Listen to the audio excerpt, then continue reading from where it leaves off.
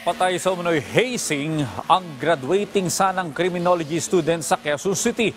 Hawak na ng PNP ang 4 na suspect na posibleng sangkot sa initiation rites. May live report ang aming kasamang si Bien Manalo. Bien?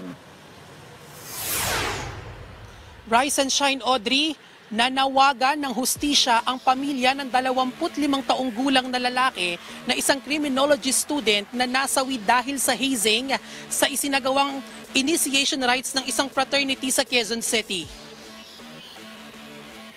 Ayon sa inisyal na investigasyon ng mga pulis, bandang 2:00 ng hapon kahapon nang mangyari ang insidente sa isang abandonadong gusali sa Calamba Street, Santo Domingo, Quezon City.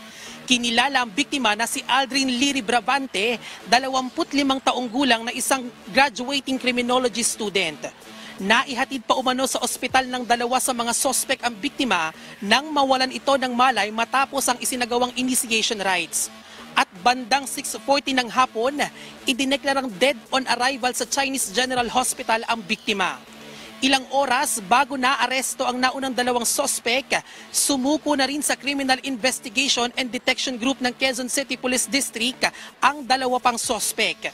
May panawagan naman ng ama ng biktima. Nakikiusap lang talaga ako na hustisya lang po dahil lahat ng gagastusin ng anak ko dapat gawin nila. At saka makulong sila. Mahaharap sa kasong paglabag sa Anti-Hazing Law of 2018 ang mga sospek.